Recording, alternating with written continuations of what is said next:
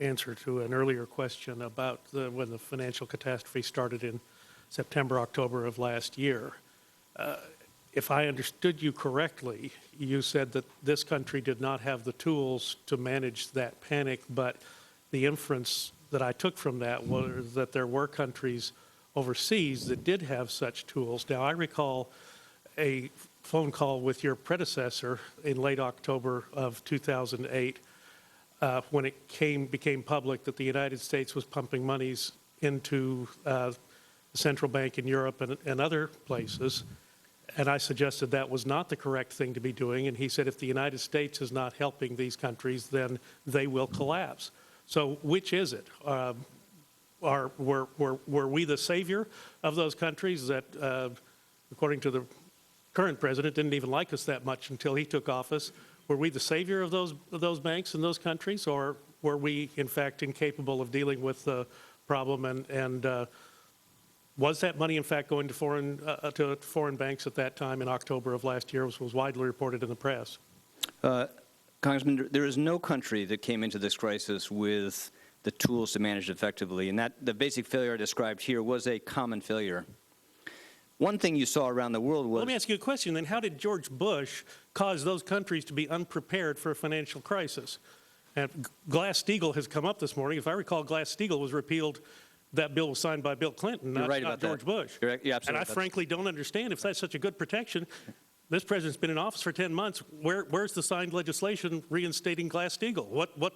I would not support reinstating Glass-Steagall, and I don't actually believe that the end of Glass-Steagall played a significant role in the cause of this crisis. But well, that's been stated in this committee. Let me move on because my time is going to be limited. I do hope we'll be able to submit some of our questions in writing because this is a critical hearing and time is limited. All right, we've got the TARP. It's supposed to expire. Why won't we let it die a natural death rather than letting it painfully linger and absorbing tax We are working to put the TARP out of its misery, and no one will be happier than I am. Well, according to my that figures, program terminated and unwound. And I want to point out that we are moving very aggressively to close down and terminate the programs that defined TARP at the beginning of the crisis.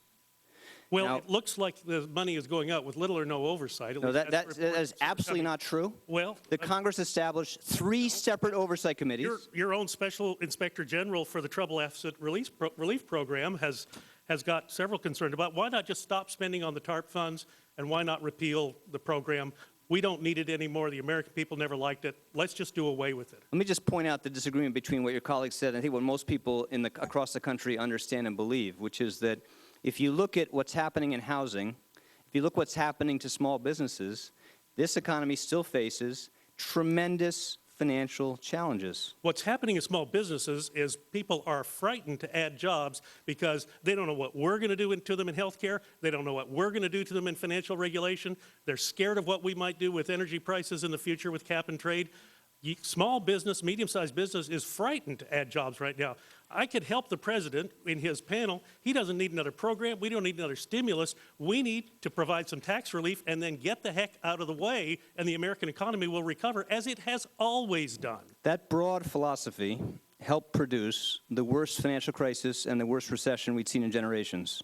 We had a pretty good test of that philosophy, pretty good test of those policies. They did not serve the country well. Mr. Geithner, when I came here in 2003, we were in a jobless recovery. Tax relief was passed in May of 2003, and as a consequence, by July of that year, we were adding jobs at a significant rate. It seems to have worked fairly well. Let me I'll just finish up and say, you know, I disagree with Mr. Brady. I have the greatest respect for him. I don't think that you should be fired. I thought you should have never been hired. And I objected when the hearings were going on over the Senate. I thought there were too many question marks about things that had occurred in the past, and it did not leave the American people with a good feeling about the person who was going to be responsible for this economic recovery. What can you say today? I mean, I'll tell you, my constituents, they're not just anxious, they are mad. They are fighting mad about what has happened in the economy. They are fighting mad about the stimulus. They're fighting mad about how many jobs we created in Arizona's 9th district. Do you know the member of Congress from Arizona's 9th district? They won't have a nice district until after redistricting next year. They only have 8 right now. This kind of nonsense is what the American people are seeing, and that's why they're so upset. Okay, the gentleman's time has expired, and the chair would like to ask a question. During the Bush administration, real median income fell by over $2,000.